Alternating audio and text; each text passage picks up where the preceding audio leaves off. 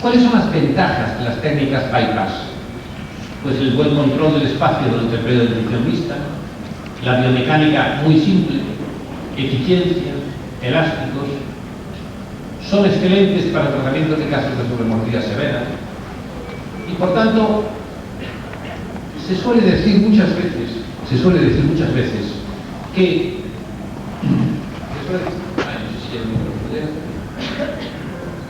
llega hasta aquí. Sí, no llega. Sí, vale. Sí, entonces se suele decir muchas veces que lo importante es el tratamiento temprano de la clase 3, y es cierto. Pero también es muy importante el tratamiento de las maloclusiones con sobremortalidad. Bien, no voy a entrar a hablar de eso, pero sí es importante, yo creo, que los ortodoncistas tenemos un papel muy destacado.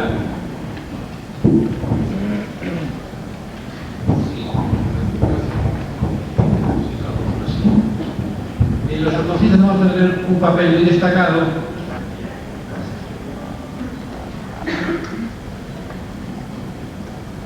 en lo que es el tratamiento de las maloclusiones de clase 3.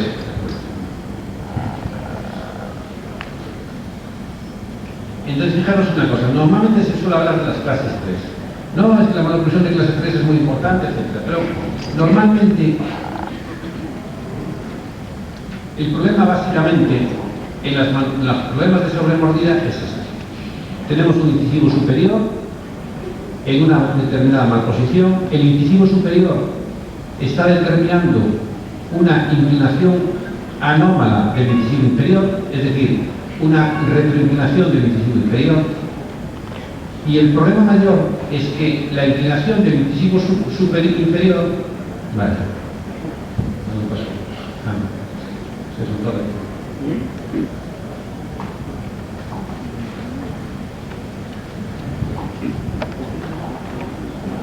Segundo. Vale. Entonces, una cosa importante es que la inclinación del incisivo inferior produce esto. Nos va a producir que a nivel de la articulación temporomandibular, tenemos aquí el menisco, no siempre nos va a producir una tendencia a la retrusión de la mandíbula y, muy importante, nos va a producir una tendencia a la retrusión del córneo. Por tanto, lo que va a producirse aquí es una tendencia a la compresión retromeniscal. Evidentemente, cuanta más tendencia a la retrusión vaya a tener el cóndilo, mayor tendencia a la luxación, por lo menos una luxación meniscal relativa, vamos a tener. ¿Qué suele tener además estos pacientes? Pues en estos pacientes existe otro problema que nos complica más la vida, y es que el incisivo inferior normalmente llega prácticamente hasta la mitad de la corona del incisivo superior. Y además existe una fuerza muy grande de lo que es el músculo orbicular. Por tanto, si esta situación no se solventa con el crecimiento, lo que nos acaba ocurriendo, si no se solventa, es esto.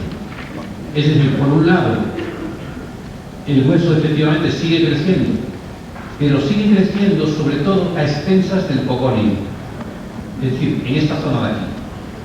Es decir, claro, relativamente esta zona de hueso alveolar queda como bloqueada. Por otro lado, ¿qué nos pasa? Por otro lado, lo que nos pasa es que en el labio superior, al estar recluido el incisivo superior, va ocurriendo lo mismo.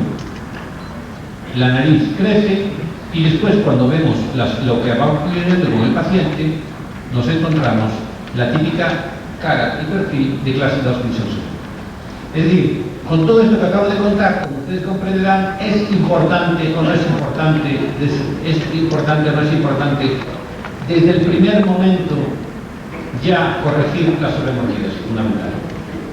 Normalmente la corrección de la sobremordida, además, no debe de preocupar mucho en los niños. Es decir, en los adultos sí, porque tenemos que tener cuidado con que la sobremordida no se acompañe de protrusión de los incisivos. que realmente nosotros en los niños no tenemos que tener tanto problema, es decir, podemos simplemente protruir los incisivos y automáticamente ¿qué ocurre? El incisivo inferior viene hacia adelante, la mandíbula avanza, la situación conial mejora y la situación del perfil, lógicamente, se va normalizando.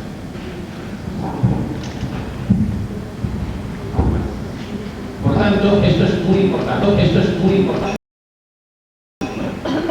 Un caso como este de colapso anterior con sobremordida. Pero tenemos un problema, y el problema que tenemos en este paciente, por eso pongo casos un poco de los problemas que tenemos todos los días en la consulta, es que no tengo dientes. Tengo este molar rotado, pero estos dientes están a punto de esfoliarse, de caerse. Por tanto, en este caso vamos a poner un péndulo unilateral. Ponemos un péndulo sujeto con acrílico a esta parte de la boca, estos alambritos, y pongo un péndulo unilateral. Una vez que tengo el péndulo puesto, me preguntaban antes una pregunta sobre esto, un chico que estaba ahí al fondo me preguntaba y ellos tienen la respuesta. Evidentemente el utility lo pongo suelto, sí que ligo en forma de 8 los brackets Synergy, ¿veis? Los ligo en forma de 8 para conseguir la expresión mejor de la torsión. Yo no utilizo alambre 16 por 16. Los utilities los hago en 16 por 22, pero cuando quiero mucha estabilidad utilizo incluso el 17 por 25. Y estos arquitos de aquí son los arcos que voy a utilizar para estabilizar la situación. Es decir,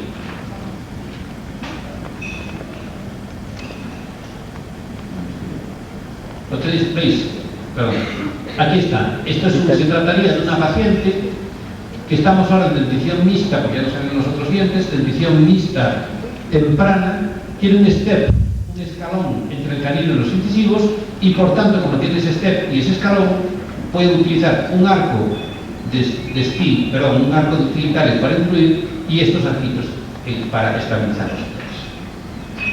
Siempre es una frase que se atribuye a Ricketts, no es cierto, es una frase de Juan Font, que se la dijo a Ricketts, se dijo Ricketts, que era suyo, que se llama siempre debes de tener el final en la mente. Es decir, siempre empieza el tratamiento y el final en la mente. Es decir, en este caso, ¿qué veis? Hemos acabado el tratamiento, pero teníamos el final en la mente. ¿Qué significa eso? Significa que ya habíamos puesto los brackets de acuerdo al borde gingival y no de acuerdo a las irregularidades que nos íbamos a remodelar al final del tratamiento. Por tanto, en este caso, conseguimos la rotación del molar. ¿Y qué hemos hecho? Fijaros. Teníamos el final en la mente, es decir, lo que hemos hecho con una fresa de diamante y con un soples de estos gruesos, remodelar este borde para que nos quede ajustado. Es decir, en estos casos de alteración de los bordes iniciales tienes que tomar o hacerlas de acuerdo a los bordes iniciales. Por tanto, otras veces, pues clases 2, división primera, discrepancia, empezamos con un regulador de función, porque esta niña, a mí lo que me preocupa de esta niña es avanzar lo antes posible la mandíbula, llevar la mandíbula lo antes posible, regulador de función, pero claro, el regulador de función no me puede corregir la rotación del molar, no me puede instalar el molar. Por tanto, primero empiezo con el regulador porque necesito el pico de crecimiento puberal de los 10, 11 años para hacer crecer la mandíbula, y después coloco la tracción estoral muy poquito tiempo con ramas altas precisamente para instalar la raíz. Combinamos eso en este caso con un arco utilitario convencional, y en la arcada inferior, en cambio, en vez de recurrir a un arco utilitario, yo prefiero volver a recurrir al clásico de siempre, que es el lip bumper. El lip bumper tiene un efecto espectacular en cuanto a producir expansión pasiva, porque yo le temo al aumento de la anchura intercanino inferior. Tengo mucho miedo con que la arcada inferior después me reciba. Cuanto más natural sea la erección de los incisivos inferiores y de los caninos, mejor. ¿Y cuándo es más natural? Cuando lo único que hago es intervenir sobre los músculos, no sobre los dientes. Por tanto, voy teniendo ya el encaje final de la boca. y conseguimos una buena estética en base a la utilización, por un lado, de aparatología funcional, tracción extraoral y bragas. Hablar, como se hablaba antes, que había una escuela ortopédica y la opuesta a esa escuela ortopédica era: hoy no se puede entender la ortodoncia sin la ortopedia. Y dentro de 10 años, cuando esté aquí otra vez, esperemos, pues le diré que no se puede entender la ortodoncia hoy sin la ortopedia con microimplantes. Porque nosotros ahora con microimplantes en niños estamos consiguiendo resultados realmente muy interesantes. Por tanto, siempre que podamos, clases 2, revisión segunda, excesiva o sobremordida, siempre tenemos que protruir. Es decir, siempre evitar la retrusión o la retrusión. Incluso en casos complicados, como este paciente adulto, pacientes adultos que tienen mucha sobremordida, la típica disposición de los incisivos laterales. Recuerden que en las dos el diente que está bien es este, no este. Ya se lo digo muchas de los pacientes. El diente correcto son los dos incisivos laterales. ¿Y qué ocurre cuando nosotros tenemos un pequeño problema que suele ser este? El canino ha bloqueado al incisivo lateral e incluso poniendo curvas de Spin en la arcada superior. ¿Por qué pongo curva de Spin en esta arcada? Porque en esta arcada la curva de Spin es más continua, no hay ese escalón. Pongo una curva de Spin en la arcada superior. ¿Y cómo puedo en la arcada inferior, sin extracción, extraer este diente para adelante? Pues es imposible si no hago stripping o extracciones. Como extracciones no quiero hacer, hago stripping. ¿Y me llega a hacer un stripping a nivel de los incisivos inferiores? No es suficiente. Necesito un stripping.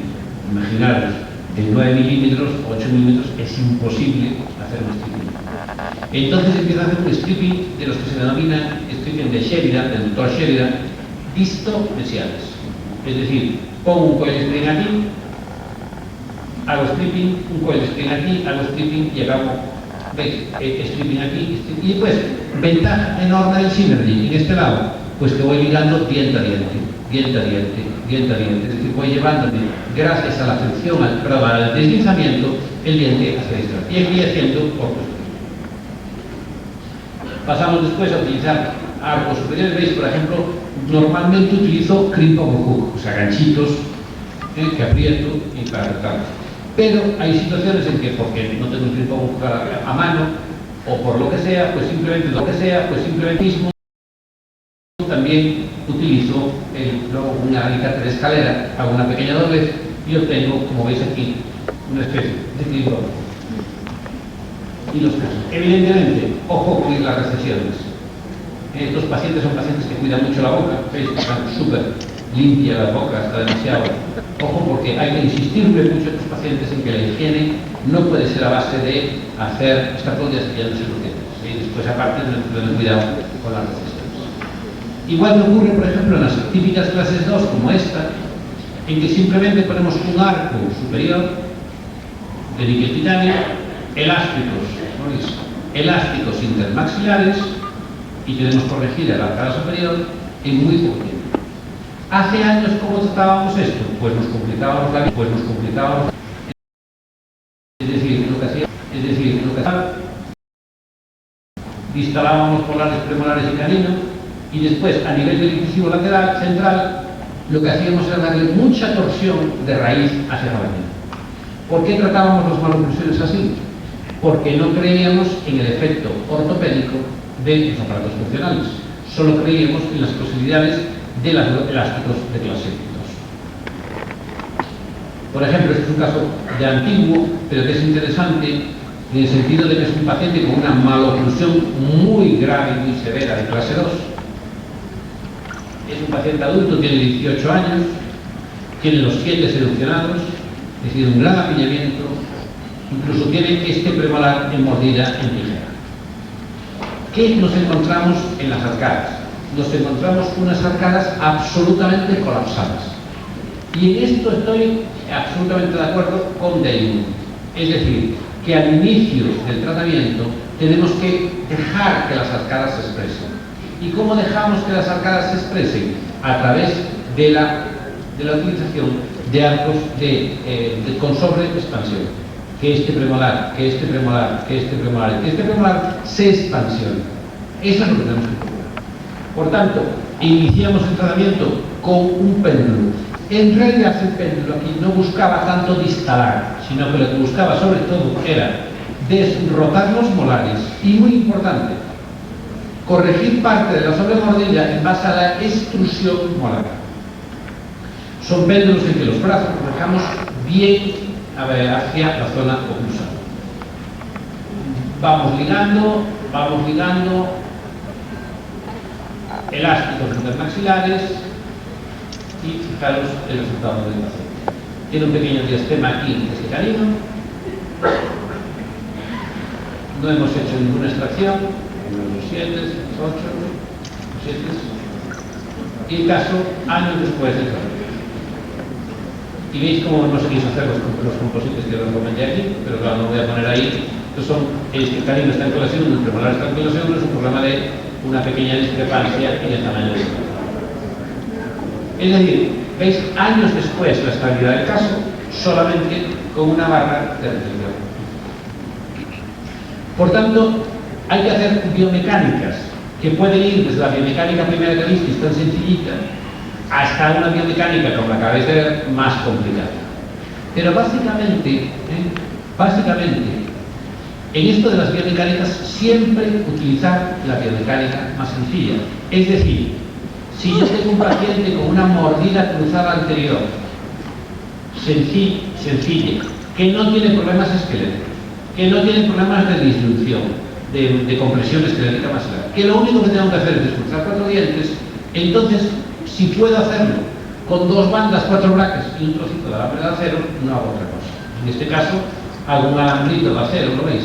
Con 2 loops. ¿Por qué pongo 2 loops aquí? Porque si pongo los loops aquí, actúa como un arco de Mulligan y, por tanto, me produce demasiada intrusión de los incisivos.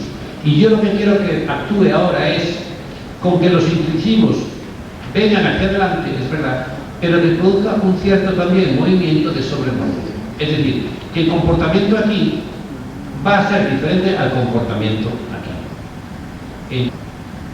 Voy a forzar un poco la sobremordida. Y efectivamente, pongo el loop, 4 brackets y el caso por ahí. Sí. Movimiento de protrusión y de extrusión de los incisivos. Por tanto, la biomecánica básica de la técnica, vamos a hablar ahora más de esto, es de, lo primero es el tratamiento basado en evidencia. Es decir, durante muchos años, las principales técnicas y conferenciantes que han venido muchas veces aquí, pues hablan de, esta es mi experiencia en clínica, pero no pueden asegurar que eso esté bien o mal. Por ejemplo, imaginaros, estamos hablando de si es necesario o no la utilización de células de descarga para empezar en céntrica con los casos, si es necesario, si funciona de verdad o no el anclaje cortical de Ricketts, si debemos de respetar o no la anchura intercanal inferior, quién tiene razón, la técnica de Roth o la técnica de Damon a la hora de decir que podemos expansionar las arcadas más allá de donde lo queremos, si realmente podemos hacer crecer la mandíbula en las clases 2 de visión primera con retracción mandibular, qué alcance tiene nuestro efecto ortopédico, es mejor hacer avance maxilar con disyunción o sin disyunción y con máscara, qué efecto tiene la mentonera. Todo eso está en la nebulosa del espacio en este momento. O sea, de momento está todo bastante complejo. Por tanto, tenemos que procurar transmitir al menos algo conocido. La utilización de combinación, hablaba hace un momento con un compañero nuestro también, lo importante que es los aparatos ortopédicos. Hoy no hablar de ortopedia en ortodoncia es imposible. Es como hablar de microimplantes. O sea, uno puede decir, pues yo no uso microimplantes, pues muy bien. Es que yo no creo en la ortopedia, pues muy bien. O sea, el problema está en que tienes que usar las cosas más efectivas que en la ortopedia.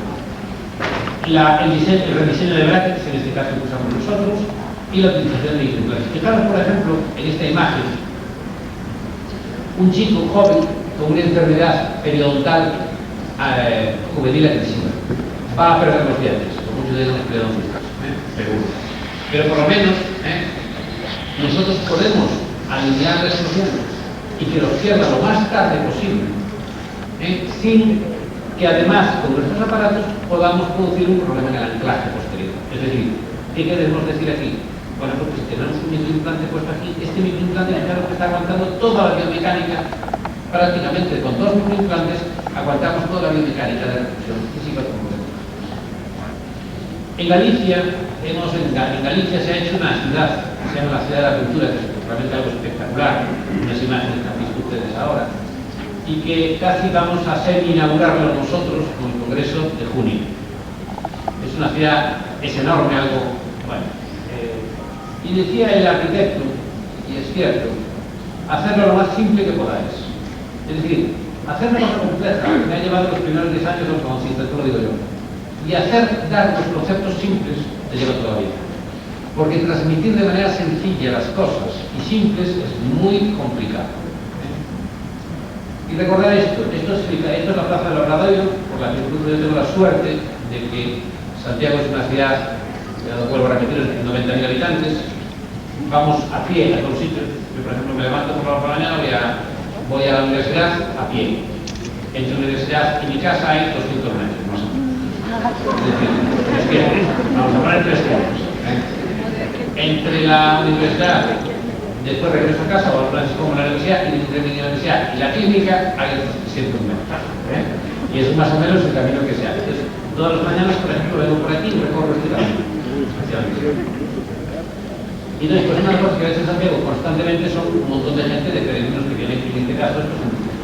Recordaros esto, que hay muchos caminos para el tratamiento, pero solamente hay un camino para el diagnóstico. Bien, por tanto vamos a hablar ahora un poco de filosofía del diagnóstico. Una de las ideas más importantes que hay que tener son unas palabras de un cirujano que se llama el doctor Arnett, un eminente cirujano americano, que dice que la oclusión, es decir, los dientes, es el problema, pero es la cara del paciente la que nos indica la solución al problema. Porque si vosotros veis la clase 2, división primera, que está aquí arriba, cualquiera de estos pacientes podría ser subsidiario de tener esta mala oclusión. Este paciente podría tener esta boca y este paciente también. Por tanto, cuando una persona va a un congreso y me viene con unos modelos y me dice, oye David, ¿tú qué harías aquí? Y yo digo, depende, como gallego, ¿no? Depende.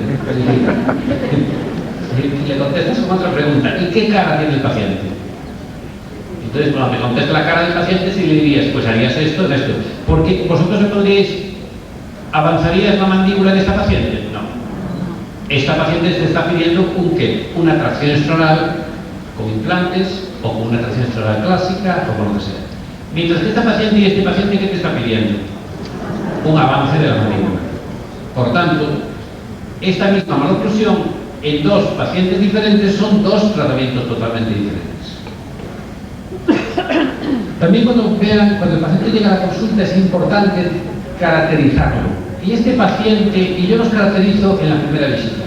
Cuando yo no he llegado casi al sillón, tengo que saber si el semáforo está en rojo, se llama semáforos aquí también, ¿no? Sí. Semáforo en rojo, en ámbar o en verde. Es decir, cuando tengo un paciente así, sé que esto es una maloclusión esquelética que requiere un abordaje seguro quirúrgico, eso lo sé, en el minuto 1 de la primera visita. Una cara ya más complicada, pero no parece que sea simétrica, no parece que la discrepancia sea exageradamente grande y sin embargo presenta, como veis aquí, una mordida cruzada por lo anterior. Y una paciente ya con una cara muy armónica, unos labios muy bonitos.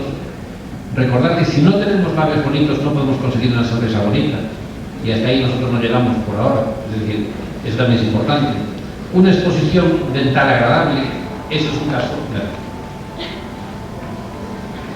¿Qué tenemos que ver? La simetría de la cara, las proporciones verticales y las proporciones áuricas, es decir, la topografía facial. Cuando yo muchas veces decido operar o decirle a un paciente que se opere, no lo hago porque el paciente tenga una maloclusión de clase 3 enorme, lo digo porque el malar, el ángulo coníaco o el mentón no están marcados y con eso, sin eso no puedes conseguir una buena estética facial. el ángulo nasolabial de gran importancia, el gap labial, el grosor de los labios, sin labios gruesos, sin labios bonitos y sin labios armónicos, no se puede conseguir una buena sonrisa. Y por tanto, ¿qué otras valoraciones tenemos que hacer? Muy importante, saber que el ángulo nasolabial es el ángulo formado por la base de la columela y el labio superior. Bien, este ángulo nasolabial, que mide unos 100, 110 grados, aunque a mí no me gustan los números, en realidad lo que tenemos que hacer es dividirlo, trazar una bisectriz que divida el ángulo en dos partes. Esa bisectriz la trazamos, que es esta línea amarilla, más o menos paralela, digo más o menos paralela al plano del tronco. Y entonces obtenemos una mitad superior y una inferior. La superior nos interesa menos porque depende de la nariz y la inferior va a depender de la posición antero-posterior del labio. Y esa posición antero-posterior del labio depende de la posición del incisivo superior y del otro. En realidad de lo que depende es de la posición del incisivo superior. ¿Qué otra cosa tenemos que saber? Muy importante esta. Que el labio inferior descansa sobre el incisivo superior. ¿Y eso qué importancia tiene? Cuando estás tratando y estás dudando si haces extracciones o no haces extracciones, hay veces que le ves al paciente que protruye el labio, echa el labio para afuera, echa el labio para afuera.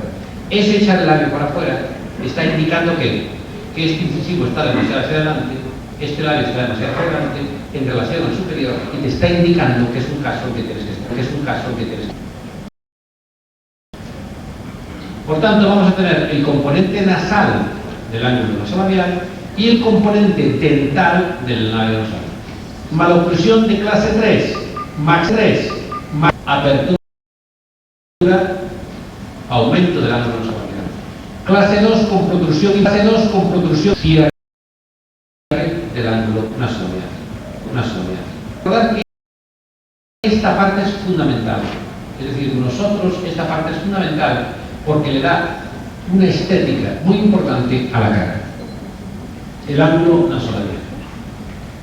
Por tanto, vamos a tener ángulos nasolabiales diferentes en diferentes maloclusiones. Evidentemente aquí, en esta clase 3, ¿veis? Con esta hipoplasia maxilar tan marcada, pues el ángulo nasolabial, ¿qué le pasará? Pues estará cerrado. En otras maloclusiones de clase 2 estará más cerrado, etc. Por tanto, por el lado de los esta presentación, bien, lo que nos interesa es esto. Por tanto, ¿cuál es la diferencia entre la ortodoncia de hace años y la ortodoncia que hacemos ahora? Pues mirad, hace años el ideal era la oclusión ideal, digamos, nuestro objetivo fundamental. Hoy es la proporción, pues, las normales adaptaciones y proporciones de los tejidos blandos. Hace años la idea de Angle, la relación ideal de los maxilares. Hoy la oclusión funcional. Hace años decíamos que cuando nosotros poníamos el incisivo inferior en una determinada posición, cuando conseguimos una clase 1 maxilar y ya estábamos, con eso nos asegurábamos que los tejidos blandos estaban bien, y sin embargo ya sabemos que no es verdad. Por tanto, hace años pensábamos que cuando conseguíamos las relaciones ideales esqueléticas o dentales, decíamos que entonces los tejidos blandos estaban bien. Hoy sabemos que no es así. Por tanto, hoy sabemos que los tejidos blandos son muy importantes y que debemos de adaptar nuestra visión diagnóstica y terapéutica a estos tejidos blandos. La siguiente cosa que tenemos que saber cuando un paciente viene a nuestra consulta en la técnica es saber si el caso es fácil, difícil o muy difícil. Por ejemplo, fijaros, ¿qué es un caso fácil? Pues un caso donde la discrepancia dentaria es normal, la discrepancia transversal es normal, la discrepancia esquelética es pequeña, etc. El crecimiento es favorable. Y un caso no difícil, pues cuando la discrepancia es grande, el crecimiento es no favorable, etc. Es decir, que en este caso, ¿no veis? Que tenemos que alinear un poquito los dientes y poner 4 brackets, pues sería un caso fácil. Pero fijaros que formamos una curva de Gauss, es decir, en la consulta vamos a tener pocos casos fáciles y pocos casos difíciles. Pero en cambio vamos a tener también muchos casos de dificultad media. Y por tanto tenemos que saber esto. Me preguntaba hace un momento que, claro, es que doctor, usted habla del Frenkel, pero los pacientes no lo ponen. No se puede hacer ortodoncia sin colaboración de los pacientes. Sin colaboración de los pacientes. No, es que yo no utilizo el Frenkel porque el paciente no lo pone y utilizo un Forfus. Bueno, pones por un Forfus o lo que quieras y el paciente con un bolígrafo por la noche hace así, salta el aparato y después tienes un problema. El paciente que no colabora, bueno, no colaboran con esto, le voy a poner este aparato un pelo, voy a poner este aparato un pelo, pero el péndulo se cepilla y el péndulo se llena de placa bacteriana, aquello es un desastre. Los pacientes que no colaboran y no piensan colaborar en la ortodoncia no se deben tratar. Y las familias que no se merecen que sus hijos lleguen a ortodoncia tampoco se deben tratar. Los pacientes tienen que merecerse, además de pagarla, deben de merecerse llevar a ortodoncia. Si un paciente es un guarro y no se cepilla, eso no se puede tratar ortodoncia, o sea, no se puede ortodoncia, o sea, no se porque si no la responsabilidad de eso, yo no podía estudiar en un congreso que presentaban en un congreso en Beirut, y un caso bonito, muy bien, con microimplantes, con descalcificaciones en los dientes al final del tratamiento. O sea, eso no es culpa del paciente. Que el paciente sea un guarro es un problema. Eso es culpa mía que no le quito los aparatos al paciente. Y los pacientes con mala higiene no se deben tratar con ortodoncia. Los pacientes y los padres que no entienden el tratamiento de ortodoncia no se deben tratar. Claro, ustedes me dirán a mí. Entonces, ¿qué hacemos? Pues hacemos lo que hago yo, hay muchos pacientes culpa. Fastidia el bolsillo y el dinero, claro que fastidia. Pero al final uno acaba siendo más desprestigiado por esos pacientes porque usted los ha tratado. Es así, es decir, en cambio uno al principio le cuesta mucho, es como los precios. Al principio no le cuesta que mantener los precios, porque hay crisis y porque la gente, pero es que eso al final acaba siendo contraproducente.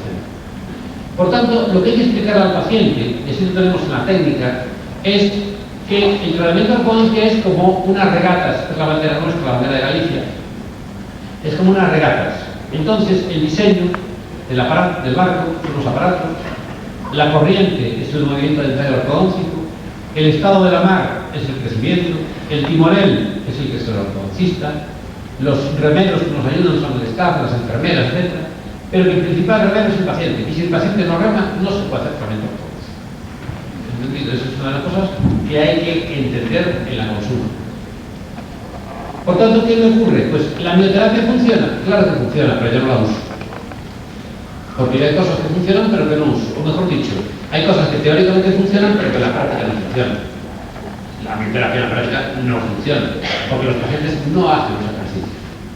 Si a mí los pacientes me cuesta que se cepillen los dientes como para que estén con una gomita haciendo así por la noche en casa, no hace nada. Entonces yo, cosas que no son efectivas, no las uso. ¿Por qué no las uso? Porque si yo a ese paciente le hago bioterapia, ¿es para cobrarle o para no cobrarle? Si no le cobro, ya le dice la madre, ¿cómo va a funcionar si no me está cobrando? Va a funcionar si no me está cobrando. Si cobra, entonces después eso va a ir en contra de todos los entrenamientos que después puedo hacer yo, que realmente sean efectivos.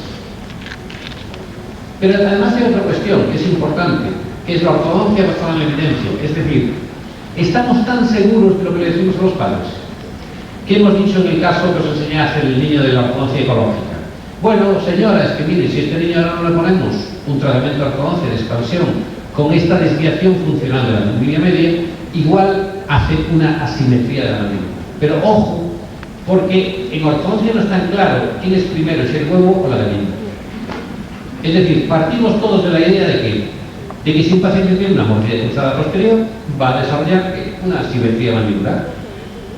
Pero ojo, porque según los últimos estudios, por ejemplo, de la Universidad de Nápoles, que tiene mucha relación con ellos, pues en la Universidad de Nápoles trabaja mucho esto, ojo, porque parece que muchas veces la asimetría mandibular en realidad lo que ocurre es que es un primer signo, la mordida cruzada posterior en realidad es un primer signo de una asimetría mandibular. Es decir, que muchos pacientes hagamos lo que hagamos con una mordida cruzada, aunque le disfrutemos la mordida, como vimos el caso anteriormente, van a desarrollar una asimetría mandíbular. Es un poco para hacer que la erupción lingual de los distintos anteriores es lo mismo. ¿Eso produce apiñamiento o es el apiñamiento cuyo primer signo es la erupción lingual de los distintos anteriores? Bien, igual que la maloclusión, ¿va a producir problemas de ATM o nuestro tratamiento de ortodoncia va a afectar a la percepción de pacientes del ATM de sus problemas? Es decir, nosotros cuando tenemos un problema en la consulta con la ATM, cuando el paciente que llega a nuestra consulta y era ocluso inconsciente, lo convertimos en ocluso consciente. Es decir, un individuo que de repente se da cuenta que el problema del ATM es producido por los dientes. Está todos los días en el sillón, esto ahora muerde así, ahora muerde así. O sea, esos son los segundos problemas. Otros problemas importantes a la hora de enfocar los diferentes casos en la clínica, por ejemplo, el enfoque del ATM, va a ser la formación de cada uno de nosotros. Siempre hay un famoso ejemplo, es el famoso ejemplo de los elefantes. Se trataba de 6 ciegos que los llevan a conocer a los elefantes, a un elefante. Y cada ciego va tocando una parte del elefante. Uno toca la trompa, otro toca una pierna, otro toca la cola, otro toca la piel, etc. Y cada uno va describiendo, después, cuando hacen una apuesta en común, y le preguntan a cada uno, uno dice que un elefante se parece a una serpiente, otro muy grueso, una serpiente muy fina que tocó la cola, otro que no, que es como si fuera una columna grande que tocó la pata, otro que tocó el colmillo, pues dice que el elefante está frío como el mármol, etc. ¿Eso qué significa? Significa que cada uno tiene una percepción parcial. Y en ortodoncia el gran problema es que todos tenemos percepciones parciales. Quizás los ortodoncistas somos los que tenemos una visión más global.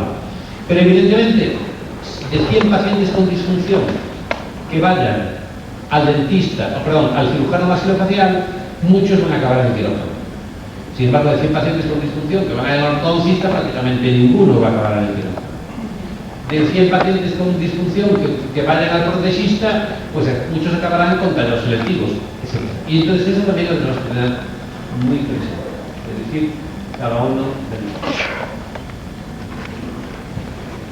La subjetividad también es otro problema que tenemos todos en la consulta. Es decir, una de las cosas características que tiene la odontología, aquí como en México, es que tiene un carácter crematístico, es decir, de dinero. Y eso también altera, lógicamente, la relación médico-paciente. Por ejemplo, en España, donde la seguridad social tiene un muy buen nivel y donde los médicos no van a cobrar más o menos, trabajen o hagan una u otra intervención, es un poco diferente. Nosotros, por ejemplo, una de las cosas que siempre digo en la facultad es que habría que hacer un estudio sobre el movimiento del nervio dentario inferior en relación a los cordales entre las 12 de la mañana y las 5 de la tarde. Porque a las 12 de la mañana los pacientes que mandas a la seguridad social, todos el nervio dentario le pasa justo por el medio del cordal y no se puede quitar. Y cuando van a la consulta privada, o sea, 4 horas después, el nervio dentario se ha desplazado ya un poco más abajo y se puede hacer la extracción del cordal. Entonces, claro, todo ese tipo de cosas en nuestro campo, es decir, si uno no tiene paciente, uno sabe que hoy las clases 2 ni son primera,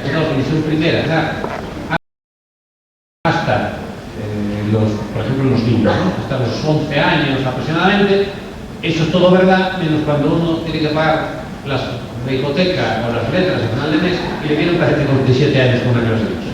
Entonces, bueno, eso es todo comprensible. Aquí estamos un poco para hablar de las situaciones ideales.